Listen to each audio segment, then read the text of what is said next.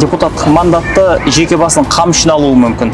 Осы қаламыздың өркендеуіне, жаңағы дамуына өз үлесімді қоссам деймін. Қайрат Имашев осы күнге дейін қандай жұмыспен айналысты? 10 жылдан астам қаржы саласында қызмет еттім. Қоғамда сан түрлі бір пікір бар. Бірі жақтайды, бірі даттайды. Әйел азаматтарына мүмкіндік беріп отыр. Жоғарыдағы көкелердің көлеңкесінде жүреді деген сөз өтірік, иә? Бағдарламада көрсетілген бағыттар бойынша бар күш-жігерім салып жұмыс жасайтын боламын. Праймериздің деңгейі қалай болды? Бәсеке күшті болды ма? Дұрыс жоба деп ойлаймын. Сіздің пікіріңіз қандай? Көке жәкенің заманы өтті деп ойлаймын мен.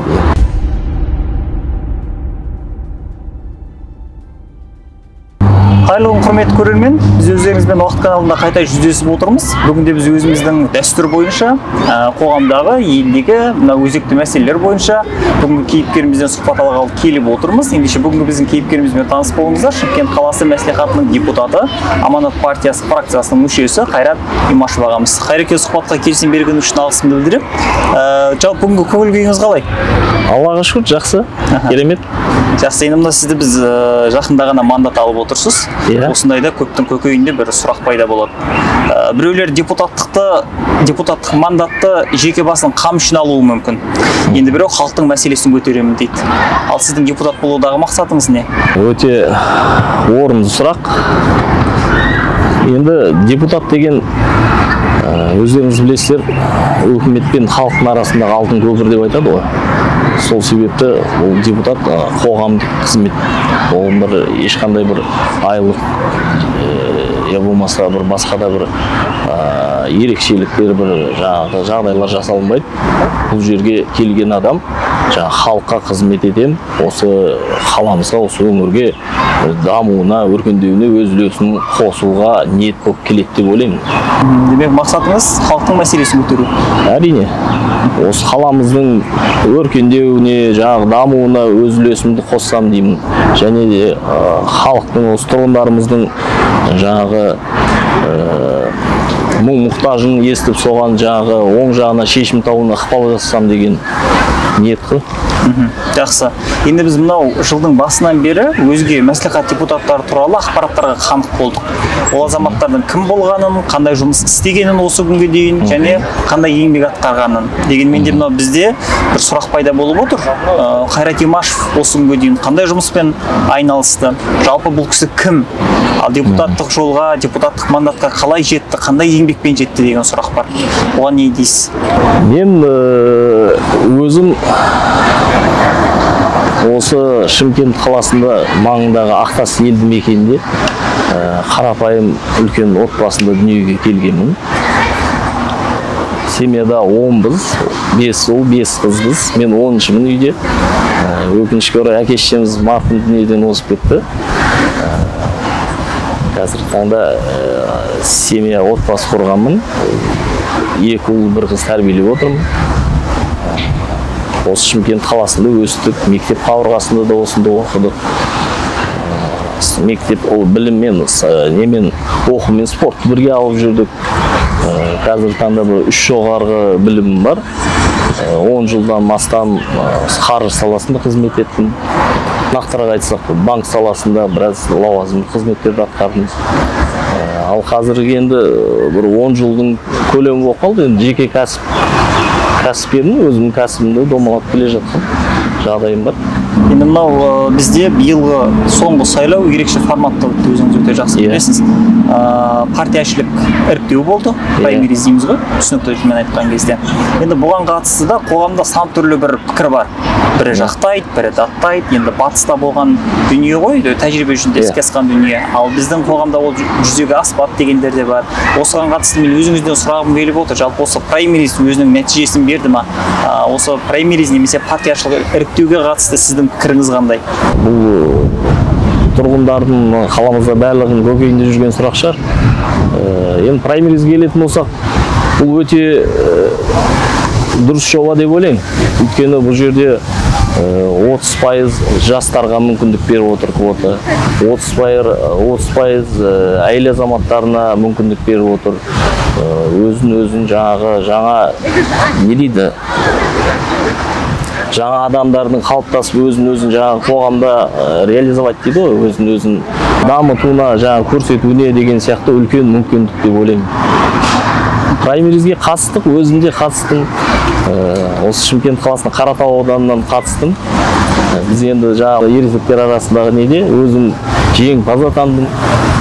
Соның нәтижесімен партияластарымның енді әрине бірінші Алла тағалам, одан кейін партияластарымның қолдауының арқасында жеңімпаз болып, мәжілістің дебатына да қатысқан. Енді өкінішке орай бірінші кезеңде енді өте алмай қалдым. Оған не қылмай, енді резервте тұрдым. Мына бір жыл, арада бір жыл сала, ортада бір кісілер, депутаттар мандатын тапсырғанына байланысты депутаттық мандатқа ие болып отырмын. Бұл жерде енді бір прозрачность дейді ғой, орысша айтқанда. Ол праймериздің реально жұмыс істеп жатқанын осы бірден бір дәлел деп ойлаймын. Праймериздің деңгейі қалай болды? Бәсеке күшті болды ма? Күшті болды деп айта аламын. Ол оңайға түскен жоқ. Ол енді үлкен өте үлкен жұмыс жасалды ол уақытта. Елді аралап, олармен жұмыс жасап, жаңағы кәдімгі жаңағы өзіміздің қарсыластарымыз бар, жаңағы басқа бар азаматтармен бауыр болып кетті ғой, дата сол не біткенше. Енді мынау депутат болып отырсыз ғой, мандатты алдыңыз. Депутат ретінде мына бастаманы жүзеге асырамын, мына бір мәселені шешемін деп неге уәде бере аласыз? Біріншіден, мен партиялық, Аманат партиясының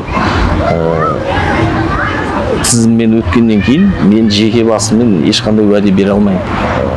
Партияның сайлауалды бағдарламасының аясында сол бағдарламада көрсетілген бағыттар бойынша бар күш-жігерім салып жұмыс жасайтын боламын. Енді өзіңізге мына бізге белгілі дүние бар. Әр депутаттың өзінің округі болады. Иә. Осы уақытқа дейін енді депутаттық мандат алғаныңызға бір шама уақыт болды. Енді көп уақыт емес. Десе де мына өзіңіздің округыңызбен танысқан шығарсыз. Біріншіден мен осы депутаттық мандатқа ие болғанына бір айдың шамасы уақыт болды. Bir айға да жетпеді әлі. Маған бөлінген округ Қаратау ауданы Айтпас елді мекенмен Мөлтек ауданы мен Нұртас Мөлтек ауданы. Бұл дегеніміз енді мен тек осы екі елді мекенмен жұмыс жасаймын деген нәрсе емес. Шымкент мен үшін бүтін бірдей қала, барлық ауданның азаматтарымен жұмыс жасай береміз деп ойлаймын. Негізі бекітілген жаңағы екі Мөлтек аудан, Айтпас пен Нұртас. Ол жаққа бардым. Сол жердегі белсенділермен, нелермен танысып, кісілермен бір шама мәселелер бар екен, оны басын ашып, ары қарай жаңағы мәслихаттың деңгейінде жаңағы өз тиесілі басқармалармен ақылдаса жаңағы шешім табуға ықпалын жасаймын деп ойлаймын, алла бұйыртса келешекте. Ал нақты қандай мәселелер бар екен? Ол жердегі жаңағы инфрақұрылым ғой. Көшелер асфальттануын өтініш жасап жатыр. Жаңағы орталық кәріз сұранып жатқандары. Сапалы электроэнергиясы деген сияқты. Айтып қалдыңыз ғой, Аманат партиясының тізімімен өткендіктен енді партияның сайлауалды бағдарламасы бойынша жұмыс істеймін деп жатсыз. Жалпы осы жүйенің бұрынғы жүйеден айырмашылығы бар екені белгілі ғой енді жалпы. Артықшылығы қандай екен? Бұл жерде енді партиялық тізім болғандықтан бұл жерде депутаттардың арасындағы бәсекестік жоғарылайды деп ойлаймын. Өйткені партиялық бақылауда тұр, өйткені партиялық тізіммен өткеннен кейін оның нақты жоспарлары бар, бағыттары бар, жұмыс жасалған. Ол егер депутат жаңағыдай халықпен етене жұмыс жасамай жатса, жаңағы бағдарламаны іске асуына кішкене немқұрайлы қарап жатса, ол қалай тағайындалды, солай мандатын алынатын болады. Сол себепті бұл жерде жауапкершілік артады деп ойлаймын. Депутаттардың арасында рейтингтің бары белгілі дүние ғой. Жалпы осы рейтингтің болуы, оның бағалану критерийіне қатысты қазіргі уақытта бірқатар сындарды айтылып жатыр. Ал депутат ретінде сіз осы депутаттардың бағалау жүйесіне қатысты пікіріңіз қандай? Рейтинг өзінің нәтижесін беріп жатыр ма? Жалпы менің енді өз пікірім, рейтинг деген керек дүние деп ойлаймын. Өйткені әрбір жасалып жатқан жұмыс, әрбір еңбек бағалану керек. Енді мынау қазіргі уақытта бізде оңтүстік өңірі деген кезде бір стереотип пайда болады. Көсі бар, жәкесі бар, танысы бар, және сол арқылы белгілі бір нәтижеге жетіп отыр деген сияқты. Осы уақытта бізде бір нақты сұрақ пайда болады. Қайрат Имашевтың бүгінгідей депутат болуына кім ықпал етті, немесе кім ықпал етіп жатыр? Енді бұл сөздерді қоғамда жиі естиміз ғой. Бірінші мен айтар едім, бірінші себепші Алла тағалам деп. Екінші жаңағы өзімнің партияластардың қолдау, жаңағы праймериздегі жақсы жетістіктерге жеңімпаз атануыма. Үшіншіден осы халықтың, елдің батасы тілегі деп ойлаймын. Ал енді жаңа көке, жәке дегенге келетін болсақ, енді ол заман өтті ғой.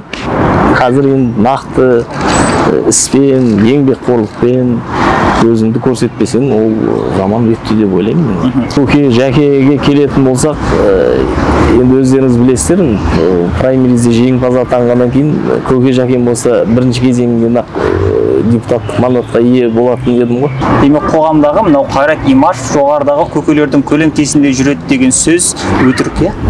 Енді ондай алып қашпа әңгімелерге аса мән берудің керегі жоқ деп ойлаймын. Өйткені нақты іспен, нақты тірлікпен, дәлелмен жүрген дұрыс. Қазіргі заман ол енді іскерлердің, жаңағы жастардың өзін-өзі жаңағы көрсетіп, жаңағы еңбекқорлықпен неғып жатса, мен өзім пікірім, енді ол көке жәкенің заманы өтті деп ойлаймын енді. Жақсы. Енді мынау қазіргі уақытта біз жиі байқаймыз. Қоғамның уақыт өте келе сұранысы, талап, тілегі жоғарылап бара жатыр. Халықпен кездесіп жүрсіз ғой, көңіл күйі қандай халықтың? Халықтың көңіл күйі жалпы жақсы, но әрине наразылық туып жатқандары да болады, кездеседі. Өйткені ол кісілерді де түсінуге болады. Мына енді біздің Шымкент қаламыз жаңа аудан қосылды ғой. Ол шалғай жатқан елді мекендердің бәрі қалаға өткеннен кейін әлі де жаңа инфрақұрылым толығымен жақсы жүргізілмеген жағдайлар көп. Елдің көтеретін мәселесі көбінше сол. Жолы бар, ауыз су бар, орталық кәрізі бар деген сияқты. Одан кейінгі әлеуметтік мәселелер. Жағдай төмен отбасылар, үй мәселесі, негізі көбінесе осы мәселелер көтеріледі.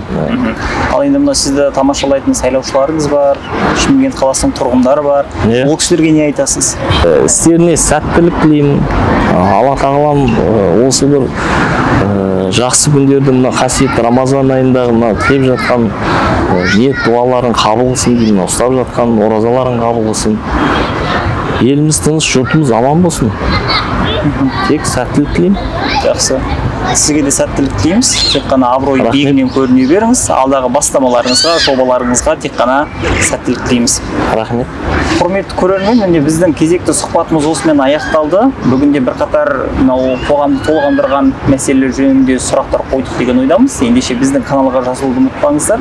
Келесі кездескенше сау, саламатта болыңыздар.